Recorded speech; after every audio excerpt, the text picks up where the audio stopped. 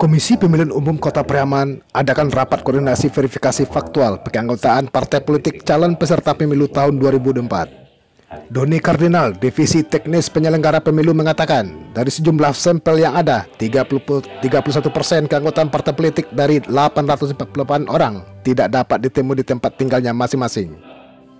Kasus yang ditemukan antara lain merantau sudah puluhan tahun ke Jakarta, pindah alamat dari Pariaman ke Padang Pariaman, meninggal dunia namun tidak dapat menunjukkan surat keterangan kematian dari desa setempat. Ada juga yang dapat ditemui kemudian menolak dan marah karena namanya ada di partai politik, karena mereka tidak pernah memberikan KTP kepada siapapun, apalagi kepada partai politik. Bagi yang tidak dapat ditemui nama-namanya tersebut, akan diberikan ke partai politik yang bersangkutan agar menghadirkan anggotanya tersebut atau lewat video call sampai batas akhir 4 November. Jika partai politik tidak bisa menghadirkan anggotanya yang ada dalam kepengurusan sampai batas akhir 4 November, maka status keanggotaannya menjadi TMS atau tidak memenuhi syarat. Namun masih ada verfak perbaikan dimulai pada 24 November sampai 7 Desember. Jadi finalnya partai politik ini menjadi peserta pemilu pada 14 Desember 2022.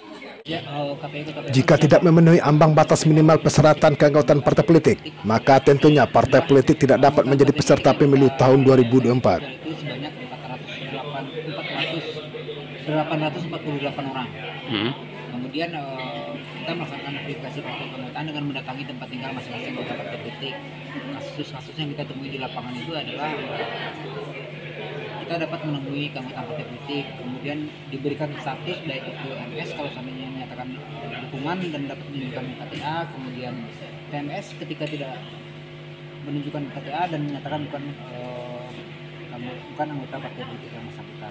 Kemudian ada kasus lagi yang dapat ditemui, ada proses yang akan dilaksanakan oleh partai politik itu selanjutnya, itu proses menghadirkan anggota partai politik yang tidak dapat ditemui di masing-masing kantor partai politik.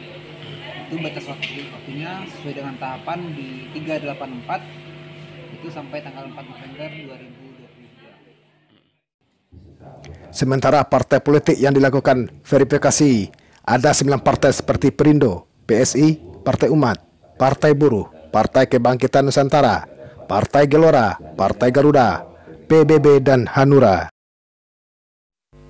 Dari Kota Priaman, tim Minangkabau TV mengabarkan.